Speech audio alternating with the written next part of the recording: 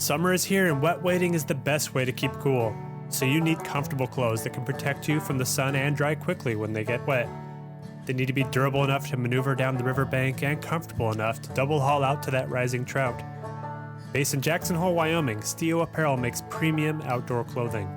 Technical performance, quality, and versatility are all hallmarks you'll find in every piece of apparel Stio makes. Be it intended for epic hikes to catch freestone trophy trout, with quieter moments floating on your favorite stillwater. Visit Stio.com and use code ERICSTIO for 20% off your first order.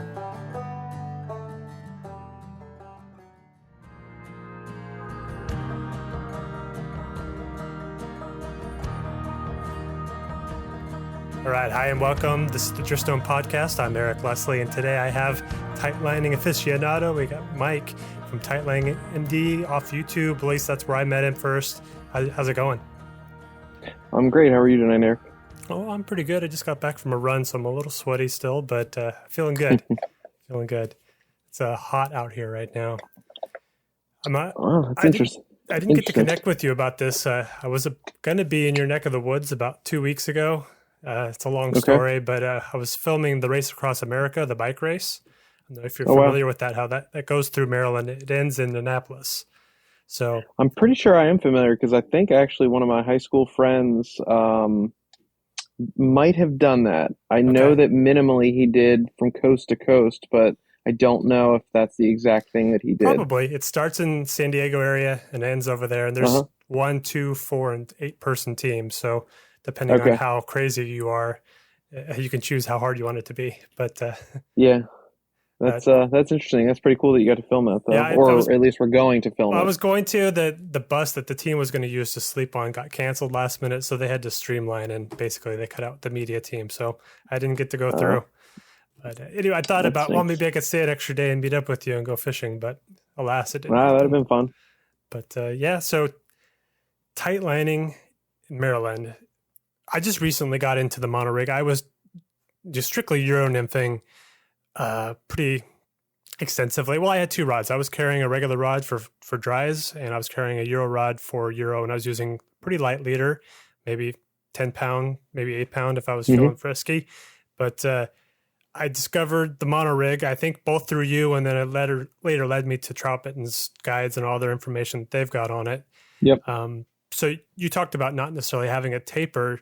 So you just go flat butt section all the way to like your sighter, or how do you like to set it up? Yeah, I used to do the Trout Bitten version of the tapered one and kind of work my way down into the sighter. But these days, having talked with Josh Miller, who has a guide service out here out of Pennsylvania by the name of Trout, and he's a competitive angler. He's the mentor to Team USA fly fishing. Really, really nice guy.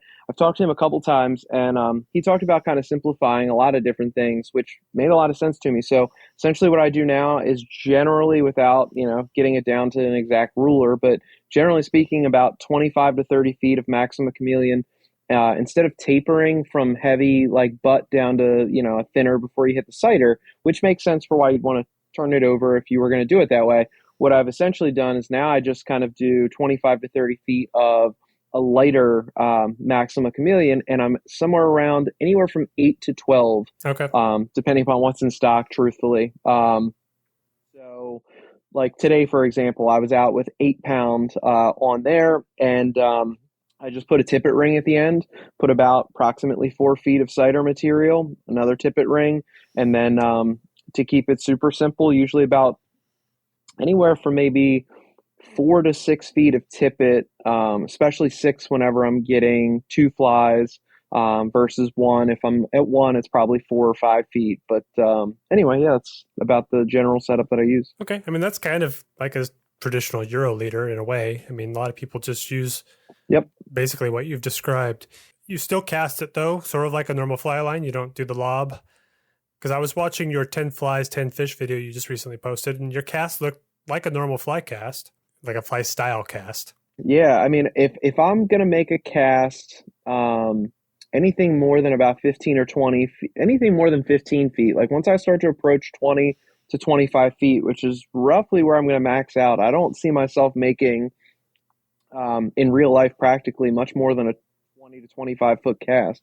So my point is once I start to hit above 15, at that point, I feel like I do need to make a traditional cast, whether it's like a an oval cast where I kind of take the line back like a traditional fly cast might be, and then just put a little small oval in it to basically clear the rod tip and then send it forward. Because you don't have really, like with a traditional rod, the weight of the fly line to kind of I guess unfurl and create that nice little arc that most of us see in videos. It's very pretty, and a river runs through it type deal. Right. We don't really get that without the mass of the fly line. So I will make some traditional casts. I mean, truthfully though, especially with guiding, I try to keep it so simple for people. Something more like a water loaded cast or a kick cast, meaning that like I like to almost tell the guests that I'm out with, let's load the rod and or the system by laying the line behind us in the water, and then at that point, all you need to do is a small little wrist flick, and you'd be amazed the power that you have by letting that water load your cast. And then if you have a good firm motion with your wrist, you can send that entire system easily 15-20 feet, no questions asked. And again, when I was out today, I was doing that mixed with normal casting. So it's somewhat situational, but absolutely you can cast. The word that you use that I wholeheartedly, try to avoid, and I definitely drill that into the guests I'm out with. We do not lob. We are not lobbing casts. This is not something where we're going to just, sail it into the air just for the sake of getting it over the rod tip, because that creates bad habits. You're going to get hung up, and that's not the intention of the system. Yeah, 100%. I mean, that whenever I find myself getting tired and I start lobbing, that's when I start tangling. It's just guaranteed. Yep. It's when my dropper starts For turning sure. into a giant bird's Yep. nest. So I agree. Even when I had a heavier butt section, I still run a 15 or 20 pound butt section most of the time. I find that I can manage the sag that you get from that extra heavier weight in a way that doesn't really affect me that much. Yeah, for sure. And I like the extra reach I think it provides me. But I've also been doing sort of I'm squirreling around here. I also do a lot of tight lining to an indicator. I find that works really well where I can pull the line all the way up off and get some really long drifts with an indicator. I've really enjoyed that. So I've actually kind of went back to that technique more lately. Yeah, I actually, to your point about like the whole keeping the system off the water and using indicators, I try to be very open-minded with fly fishing. I don't think that, one technique is, I guess the word is better, meaning that like, I don't think that, dry flies or European nymphing or streamer fishing or whatever you're into, swinging wets, etc., that one has to be better than the others. They all have their place, and whatever you have fun doing, that's what you should do. But I do think that with European nymphing, I think it's the most effective way to fish if you're just flat out trying to catch a bunch of numbers. But where I'm going with that is when I first started tight lining or European nymphing, in my head, I had this somewhat preconceived notion that was almost elitist, thinking that like, if I'm going to fish this way, there will be no use of indicators because at this point, that's why I have sighter. That's why I am tight lining. And I was way off base with that. I'll be honest with you. I, for the better part of if I've been for 8 years, I would say for 6.5, 7 of it, I didn't put an indicator on, and I was wrong for not doing it. And the reason how I came to doing that is back to the whole trout bitten thing. I listened to their podcast weekly. Dom at one point was talking about the use of an indicator, and immediately like my ears perked up because I was like, I never do that. So I'm very curious, like, what's this guy going to say? And he said that he uses an indicator 40% of the time he's out on the water. And I'm just like, man, I use it 0%. So clearly I must be doing something wrong. So now I find myself on guide trips as well as even individually using it, not 40%, but I've definitely upped the numbers 5-10%, and it yields results. So there's a time and a place for everything. Yeah, and I think the river will dictate that for you. It depends. Like I have kind of a hierarchy. I will try to tight line it first. If I can get myself into position where that I can get that cast where I need to with the tight line, that would be my preference because all those advantages that we both know, just being connected to the flies and there's no slack in the system, so you can set that hook instantly. All the reasons that you would want to tightline, but every now and then there's just a riffle or a run you just can't quite wade out to. At least in my rivers, they're not quite they're not flat Yeah. bottom. They're very difficult to wade sometimes. So either I'm going to have to spend a lot of time carefully wading over there, or I can just put an indie on and go prospecting, see what I can do. And oftentimes that provides results for me. So for you, I mean, you found sort of a niche in that, and you've been fishing that way predominantly. So you sound like you picked up fly fishing later in life as an adult. Is that correct? That is correct. Yep. So you picked up fly fishing, you got proficient. When did you start a channel? When did you start guiding? How did all this sort of progress? I had been fly fishing and again, I think I've been fly fishing now for approximately 10 years. We'll just go with that number. So after about 4 or 5 years, I had at that point built up, in my opinion, a pretty good foundation. I had been tightlining for probably 2 to 3 years at that point, fly fishing for 4 to 5, and I was feeling pretty comfortable that like every time I went to the stream, I could at least pick up a handful of fish. I could almost, I don't want to say guarantee, but at that point I could almost guarantee that I was going to catch anywhere from maybe 3 to 4, 5, 6 fish even. And I felt like that was a huge accomplishment compared to where I started. So what essentially happened is that like at around the 5 year mark, I don't know what it was that prompted me truthfully to get a GoPro. I really don't know what that purpose was, but what I do know is that once I got it and it was like, okay, well, we're going to make a channel out of this. The main goal is if you're going to make videos, don't make just videos that's highlights of you catching fish or just you fishing.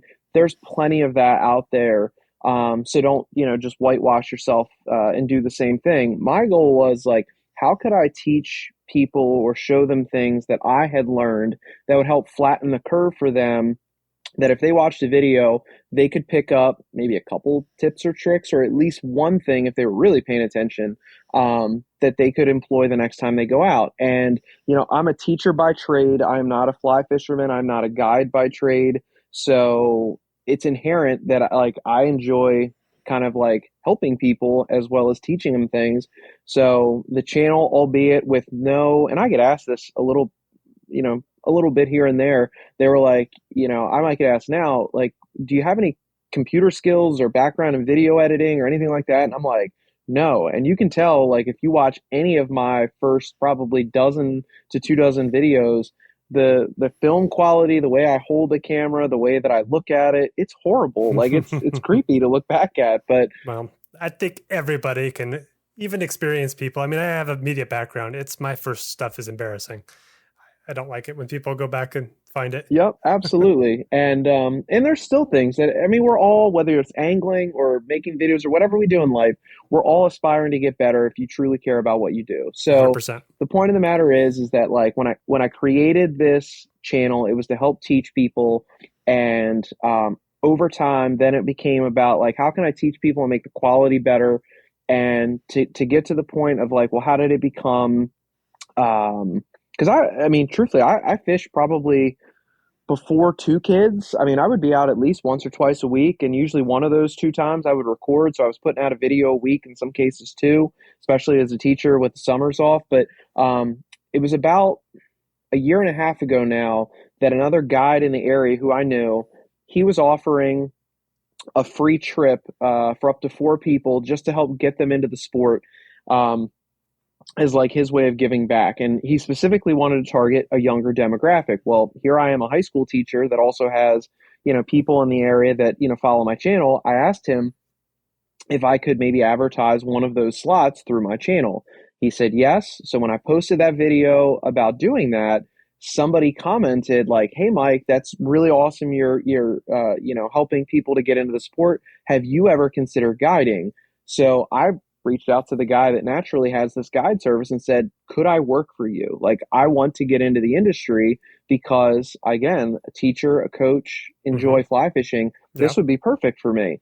So we got to the midnight hour, like 11:59. We had just got to dot some I's and cross some T's, and things fell through. And I was pretty dejected by it because I was hell bent on doing it, and I wanted to do it with him, and it just fell through. So what that left me doing is scrambling to create an LLC, create a business, get a domain, make a website. I mean, do it all from scratch. And what a whirlwind that was when that fell through in late March, early April. And here we are now, about a year and 3 months later. 2021? Correct. Yeah, yeah. That was around the time frame of late March, early April when things fell through of 2021. I got everything for me, like guide license, and insurance and all of the things that would make me viable to be a legal guide. I had that ready by May, and I started taking trips for people that knew that, in May. And then officially speaking, I had my website completely designed and ready to book trips and help disseminate by July 1st. So it's almost been a full calendar year that I've done that. But when I first started the channel, it was never with the aspiration to, have 3,000 plus subscribers or be a guide. Those things just came kind of naturally. And I'm really thankful for that. It's been, I mean, it's exceeded way above and beyond anything that I ever thought. And I love every minute of it. It's been incredible. That's pretty awesome. I love the serendipity of all of it. Just, well, I guess I'll get a camera, and if, I have this heart for sharing and teaching, I'm going to just share with these people what I've learned. And you definitely have a unique style that, if I didn't know better, I probably would have guessed you were a teacher. You just sort of have a coolness and patience for communicating, even though you're communicating to the internet indirectly. It's just, I could definitely appreciate, I learned a lot from you in the beginning too, because I'm fairly new to the sport. I've been fly fishing since 2019. So this is my fourth season, I think. Wow. So it's all been pretty new to me. So that's how I found you in the first place, is just craving knowledge and looking for people that are willing to share more, that are a little more than just, catching trophies and, tea kettling for you on the camera, which there's plenty of that, like you said. Yeah. Catching trophies, I can't help you there. I managed to miss another good one today. I swear I have the worst luck at 20-inch fishing up, man. I'm about 0 for 12. It is. We don't have to talk about that. That'll be depressing. Well, we can move on. But I do want to talk about what it's like to fish in Maryland. I have a small taste of what it looks like because I drove through there. I actually did the bike race last year too, so I do have an idea what it looks like up. Because I don't know what the name of the highway was. It kind of skirts in and out of Pennsylvania into Maryland and then back over. I don't know if you know the name of the highway, but we took that road. Probably I-81 or maybe it kind of it's like follows the north border of Maryland. So I've seen that part of the state, and it was very different than the woods and mountains we have. The streams are smaller. I don't know. So tell me, what's it like to fish there? Are there a lot of big fish there, or what do you think? So I think that people are oftentimes just surprised at all that Maryland has really any quality fishing whatsoever. I mean, I will say that Maryland is well known for the Chesapeake Bay and or, some semblance of deep sea fishing off the coast, but the rockfish or striped bass is our state fish. However, we have a fairly good population of brook trout, brown trout, and there are some small segments of even wild rainbows that you can be found here in the state. It is a tiny geographic state. The streams, to your point, are small. Even the Gunpowder or the Savage, which are two top 100 streams. I couldn't tell you what publication does that, but I want to say it's Trout Unlimited or something to that effect that kind of ranks the some of the streams across the country. That's cool. Those two streams are two of our most well known, and they're on the relatively small side. I mean, generally speaking, the Gunpowder is probably 30 feet wide, and the Savage is pretty similar on average. That's about what they are. So find yourself in this state kind of fishing what most people call blue lines or, small to medium sized rivers. There's a couple out there that do get 50 to maybe 100 feet wide, but to some degree they may or may not be, warm at certain times of the year. But thankfully the Gunpowder and the Savage are tailwaters, and they stay cold year round. So there's some good fisheries. It's just you gotta look for it. But you asked about big fish. I myself have not had any luck with catching what some would be, considered a trophy, meaning a 20-inch fish. Dom from Trout Bit would call that a whiskey. I've hooked quite a few. I've seen quite a few, but they're rare, and I'm fine with that. I mean, that makes the thrill of the chase and the prize that much better. Well, I think that's something I appreciate with your channel in general. I think there's this myth that there's all these big fish out there and only the good fly fishermen are catching them. Because you'll see someone's Instagram or something and they're just their profile's just littered with big fish. And I fished some big rivers, some famous Correct. stuff. I fished the McLeod. You've probably heard of that one. A lot of the rainbows historically were transplanted from the McLeod all over the world. So there are some big fish in there, but they're rare. Like you said, anything over 20 inches is amazing. At high teens, I consider a big fish personally. 100%. So I like the realism. I mean, you're not trying to just sugarcoat showing those big trophies or whatever. I have fun catching small fish, so it's not like a downer for me. No, I agree with you. I think that there's a misconception or a sense of falsehood that social media portrays to us, but some of it is people won't share anything but those, or maybe you get reposting of certain fish or different glances at them. And that's the other thing, that you have to be careful what you see, because not only does it give you a false perception, but they themselves might not be catching that many big fish. I mean, and I'm sure there are some people, but anyway, yeah, I'm the king of the average fish, I would say. Yeah, well, I'm probably your West Coast cousin then, because I mean, I've caught a few fish on camera that are big, but it's rare. And plus, I use a measure net that has a ruler in it, so I have a fairly accurate. I know it's not as accurate as a flat tape, but I think it's closer than just a guess. Sure. And I get so many comments from people saying that wasn't a 17-inch fish. I'm like, okay, well, maybe a half inch off. I mean, calm down. People are funny. And plus, the GoPro perspective can make things look odd in terms of the shape or length. So, as you can probably understand. Yep. So, how's the guiding going? You've been doing that for a year now. You're all legit, and how does that fit in with work-life balance? I mean, you're basically 2 jobs now. Whew.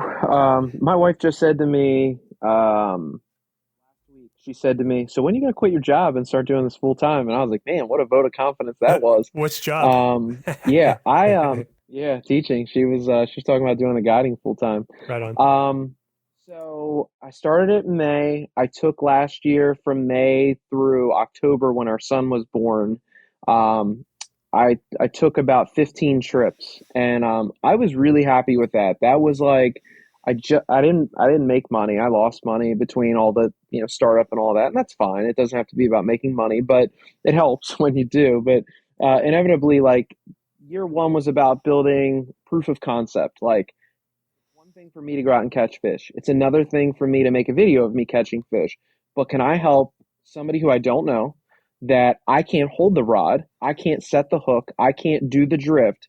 Can I literally walk them step by step through and get them to have success? And last year, out of the 15, all but 2 caught trout, and one of them we fished traditionally. And I felt really great about that. So this year, I think I've taken now about upper 20s, almost 30 trips up until right now in July. Awesome. And I've got another one Thursday, another one Saturday, and then about 12 more between now and September. But the point of the matter is that, like, all I've done for a part-time gig, on the rate that I'm going, I've done at least 50 trips. That's 1 a week. So I don't fish for me anymore. Like, That's I snuck out this morning. Me and my wife were both teachers. She slept in the other day, and I looked at her and I said, "Hey, what if I don't sleep in tomorrow?" And I just, instead of sleeping till 9 or 10, I go out and I fish, and I come back at 10. So I got out there, but that's the only way I can get fishing in, because I'm guiding about once a week. And I've been really, really, really blessed to have repeat business, people all giving me, whenever they do a review, 5-star reviews. Word of mouth is great. I haven't had to advertise. Things have just come very organically and naturally. But most importantly, I've met, incredible people. I've met anglers that are first time fly fishermen. I've met people that have been Euro nymphing for, 5, 6, 7 years and just want to tweak and improve things. And each one of them, I can find a way to either teach them how to do it from scratch or make them do little nuanced tweaks that basically improve their overall skill set. And that's what makes this fun, because every day I really don't know what the river's going to be like or what their skill set's going to be like. And it kind of keeps me fresh, having to make sure that I meet somebody's needs, which can change on a daily basis. So it's been awesome. Do you feel any pressure, or maybe this has worn off as time's gone on, you've got more experience guiding, but do you feel a lot of pressure to get people on fish? How do you manage that? That's a great question. I felt a lot more pressure last year than this year. However, I always tell people I can never guarantee you a fish. However, we are averaging, somewhere around 6 to 10 fish an outing. But what I can guarantee you is that you're going to have fun. You're going to learn a ton. And when you leave me, you'll be able to do things on your own that will make you successful down the road, because the process is always more important than the outcome. So as soon as we get one fish, I tell them we've hit our goal for the day. We're playing with house money, and the rest of the day is just going to be fun. That's perfect. I think managing expectations is probably the key, just so people don't go in thinking one thing's going to happen. And I mean, I think I've heard a lot of advice. Yep. I've never actually hired a guide personally. And one of the advice I read when shopping for one is to find one that loves to teach, that they're not just there to, get you on fish, so to speak, and to teach so you can actually learn something. And yes. I think that's super awesome, that those of you that have that heart and skill to teach eloquently. I've taught a few people, mainly my own kids, and I don't know if there's that whole blood barrier makes that difficult, but it's been fairly positive experience, I think, trying to teach your own family, but it's difficult. I mean, or my wife too. She loves it when I help her, air quotes. Can I share with you a quick story about that point? Of course, please do. So as a teacher, I'm accustomed to that in parent conferences where, a parent will say to me, oh, they don't listen to me, maybe they'll listen to you, or as a basketball coach, same concept. So the reason why I bring it up is this year I had, one of the guests that I've gone out with now twice, his name's Brian. He said to me this year on our second trip, he said, hey man, he was like, what's the youngest you can take out? I was like, well, I don't even really know that in terms of insurance, but I was like, I would imagine I could take anybody. I was like, why do you ask? He was like, well, I have a son, and he just won't listen to me. And I was like, well, I get that. I've been there on as I mentioned to you, the coach and teacher side of things. I was like, why don't we do a 3-hour tightlining school? Just because, if he's 8 years old, his attention span may not be good enough for a half or a full day. And, I'll give it a shot. And he had never caught a fish on the fly before, or a trout on the fly before. And I took him out. I showed him how to tightline. We went through the differences between his rod, that's more of a standard one, versus mine. And we walked through some of that. And then we got to the stream. And we were able to connect him with 4 different wild trout, a couple of which were pretty nice, above average gunpowder trout. And awesome. Man, what a powerful experience that was, to be able to work with somebody that, was a sponge and an open book. But, that barrier that you were talking about with blood, it's not his dad's fault. His dad, I'm sure, is a good teacher and a great guy in and of himself. I mean, from what I know of him, but it's just sometimes you need to hear it from a stranger. And I think the same can be said for whether it's a significant other or a friend. When you go out, if I went out with a buddy, I probably want to fish myself. So how much am I really going to invest into, like, every cast? I'm paying attention to what you're doing and giving you feedback, versus like, hey man, I want to fish a little bit here, Eric. Like, let me do my thing. So I do think hiring a guide can be a real good investment in yourself long term. But I do understand on the flip side of that, it is expensive. It's not, it's not super expensive, but it's definitely a chunk. And for certain people it makes sense, and for others, I understand that it doesn't. Well, for sure. And I think it definitely shallows out that learning curve in the beginning. There's so much to just all the terminology and vernacular, and the physical mechanics of casting is intimidating. Just like, what's the difference between tippet and 100%. leader? Isn't a tippet part of your leader? Or why does the leader have a tippet? I mean, just those kind of stupid questions, I think, are just Yeah. overwhelming the beginner. So I think if I could have afforded it, I definitely Hmm. would have tried to. But Hmm. luckily, there was YouTube. If I had grown up 20 years ago, it might have been different. I don't know how people learned back in the day. I think they took a lot Yes. more time learning and getting mastery of it. Hmm. So now you're guiding and your business is slowly progressing. Hopefully you can keep booking that Hmm. out. And I realized I was in that position when I moved into photography. I was doing programming before that was my career. And I Okay. was doing Hmm. portraits on the side. And there was this point where I was making almost as much money shooting portraits as I was programming. And I'm like, well, it's nice having the extra money. Then we'll be broke for a while and they'll have uneven income. So I can totally relate to the debate of, what kind of decision you're trying to make. It's in my case, I hope this doesn't happen to you, but in my case, I actually got laid off from my programming job. So that made the decision for me. And I'm not sure if I actually would have ever been able to Yes. completely quit. That would have been a hard decision to make if it wasn't made for me. But I'm rooting for you. I totally have respect for somebody who's trying to make their side hustle grow. And on top of that side hustle, you've got a new venture with tying flies and selling them. How's that been going? It's been going well. It's been a good thing to add another, layer to the fold. I think that with a lot of the people I've taken out, sometimes they're either new to European nymphing or tight lining, sometimes they're new to fly fishing, and it can be, to your point, the difference between leaders and tippet and fly line and Euro rods, but then also fly selection. So, what I did, and I did this with somebody else. They actually approached me about it. Somebody, a guy by the name of Thomas, he reached out to me on Instagram and he said, "Hey man," he was like, "have you ever considered selling flies?" And I said, "Yeah, actually, I have considered that." I was like, "Really? It's just like anybody naturally, especially when you have a full-time job. Even if I do have off during the summer, and when I say off, that's in air quotes, there's always something to do. But, the point is that like I said, yes, I've considered that, but I have, my job, I've got a family. I was like, I don't think I could tie enough flies to fully commit to the, full blown business. And what he proposed is he was like, well, what if I tie some of those flies for you? And it's all the patterns that you use based on what I've seen in your videos, and you can tell me, what you'd be interested. He was like, what if I tied some of those and you tied a portion as well, and we kind of, split this venture, or even he took on a little bit more of the burden.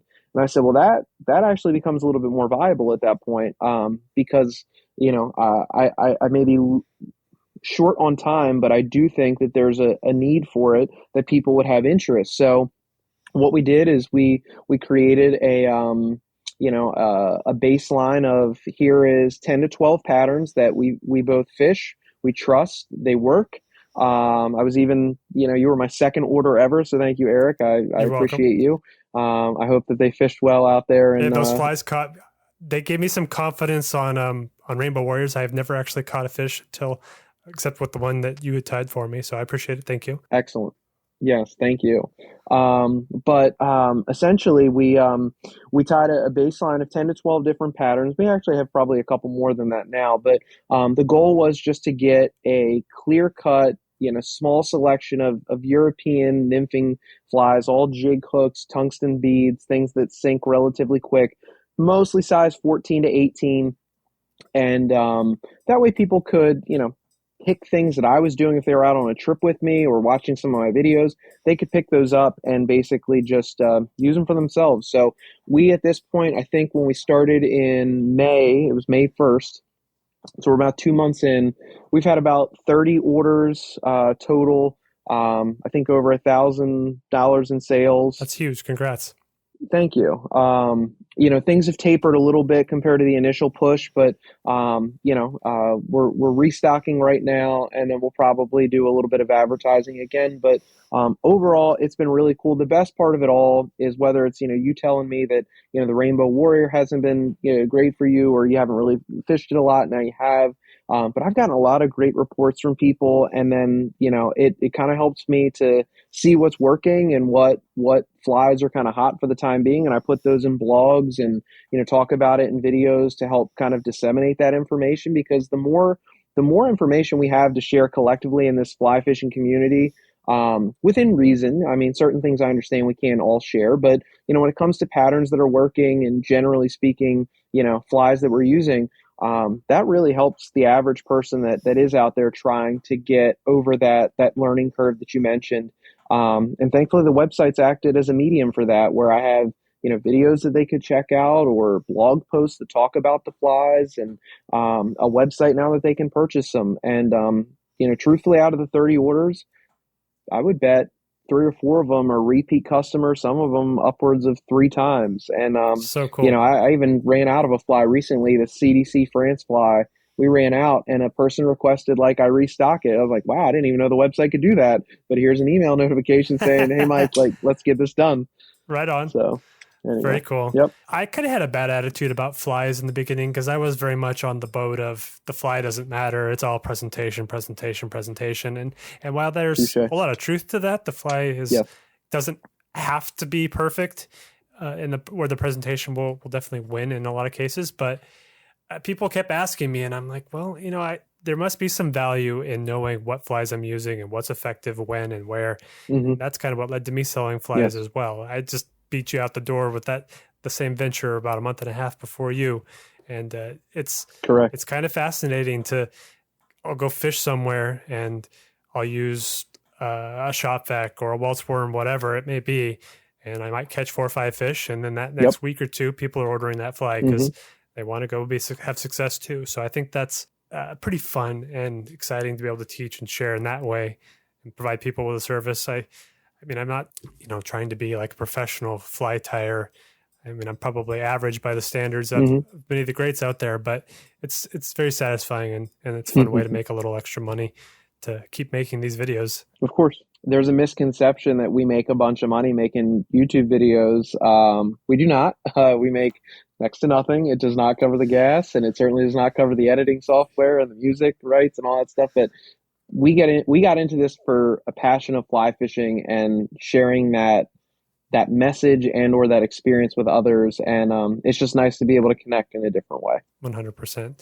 Well, and I think just you as a creator, you just have a level of kindness and sincerity that I think is very unique in this field. So I appreciate you and all the videos and the content you've created for all of us. And I mean, it's definitely, like I said, it's brought me a lot of value just in the learning. And even though your rivers are quite a bit different than mine and the techniques, it all carries over.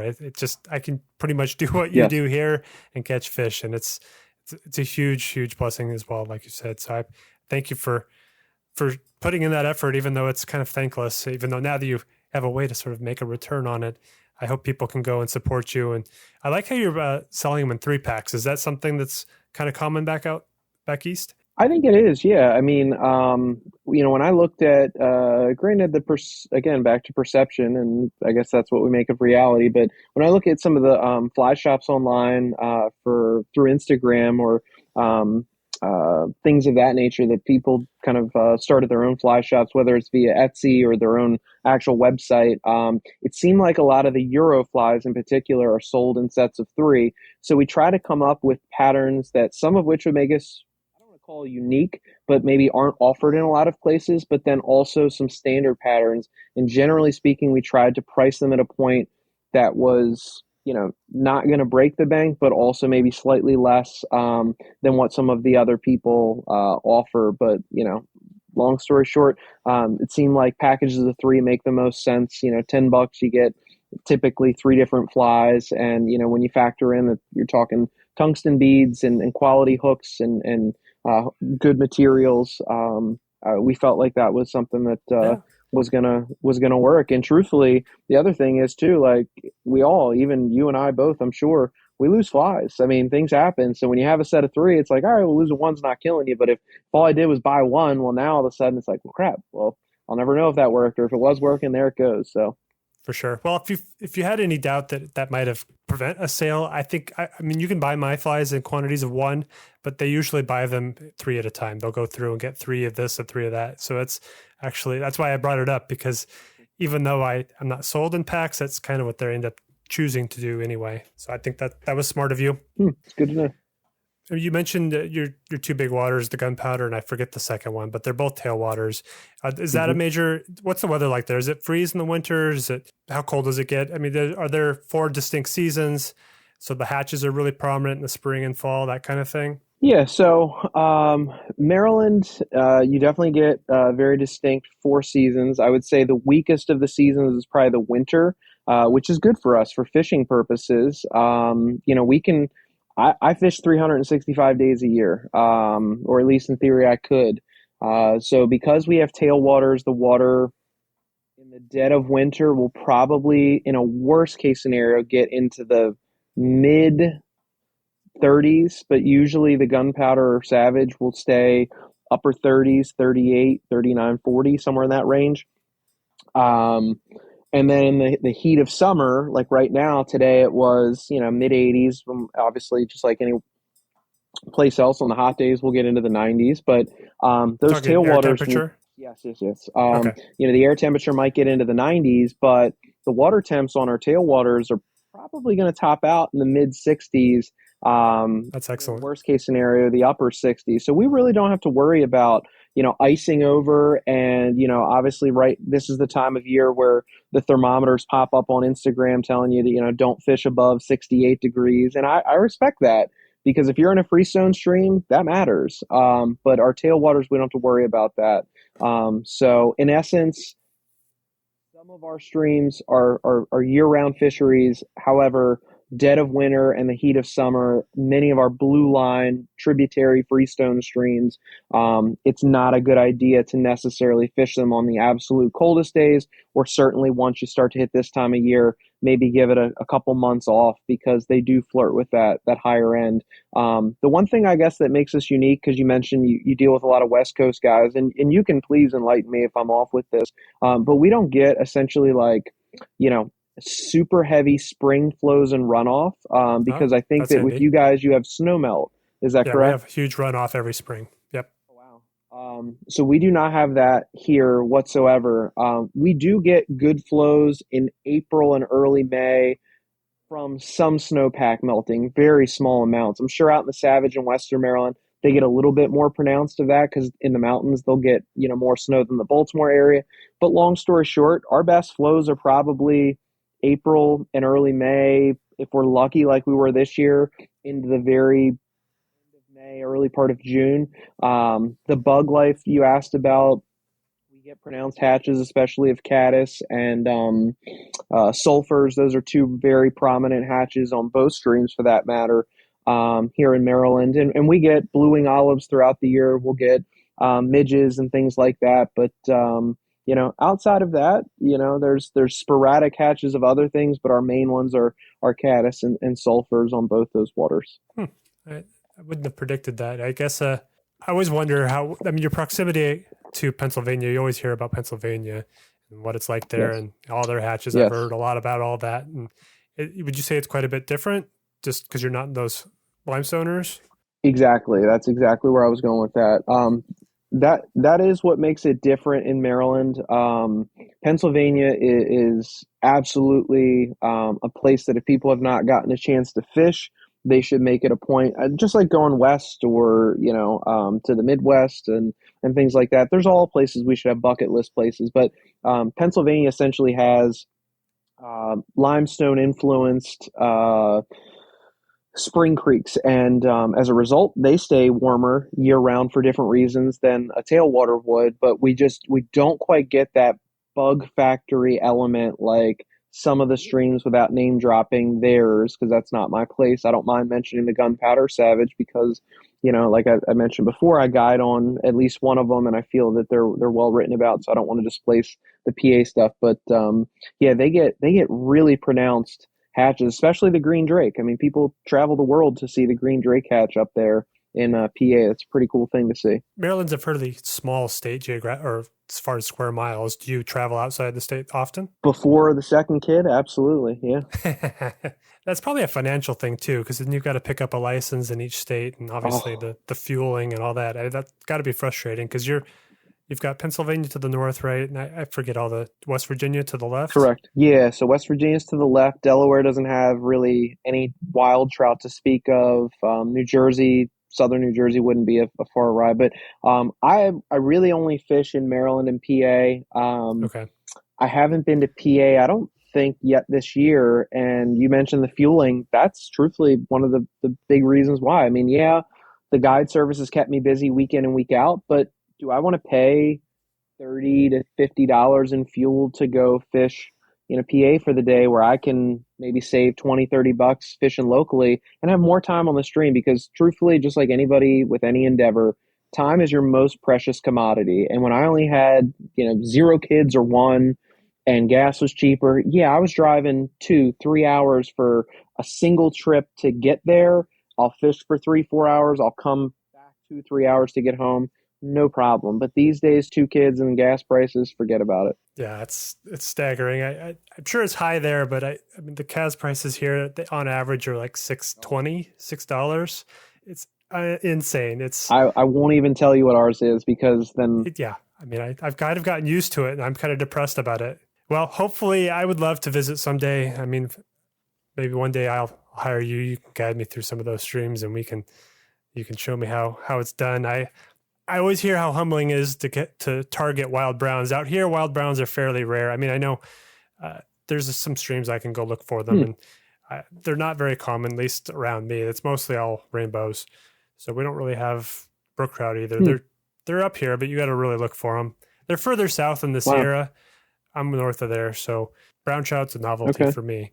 Which that's something funny too. When I watch videos from your part of the country, it seems like there's almost disdain for rainbows because they're usually stalkers. And I think that's kind of funny. Like out here, it's kind of the opposite. Rainbows are desirable, but it is interesting that we're basically polar opposites. We do similar but polar opposites, similar technique but different species we chase. But if you ever do come out, I'll put you on some wild browns. You don't have to book me. We'll just go out and we'll have some fun. But in the meantime, I can live vicariously through you catching rainbows and vice versa. You do the same with me catching browns. 100%. So one last time, just tell everybody how the best place to find you. You mentioned your website. It's just tightliningmd.com, correct? That is correct. And then same username for Instagram, Facebook, and the YouTube channel, all the same. I tried to keep it consistent for everybody. 100%. I am a customer of his flies. They're great ties, very good quality. I think I've had those Rainbow Warriors go through several fish's mouth and they're holding together just great. So I can attest quality is excellent, worth every penny. And plus you're supporting someone who's tying in America. I don't know. It's not just some overseas deal fueling some conglomerate. So I want to support you and all you're doing. And definitely subscribe to the channel. Thank you. Follow along there. And maybe one day we'll see this all go full time. Yeah, Eric, it was a pleasure talking to you. I enjoy the quality of work that you do, whether it's the podcast, the videos you do are just immaculate. I'm always in awe of seeing the scenery and how you piece everything together. So a joy to talk to you, and I look forward to doing it again as time goes on. Perfect. Thanks, Mike. This is the Driftstone Podcast. Visit driftstone.co to find fly tying tutorials and the recipes. Most of the materials used in the patterns are available in the shop, and if you don't tie yet and would rather buy them, you can find flies hand-tied by me as well. Your support literally enables me to keep producing new content here and on YouTube, so please subscribe to catch it all. Thanks for listening, and I'll see you on the water. Until next time, everyone, Godspeed.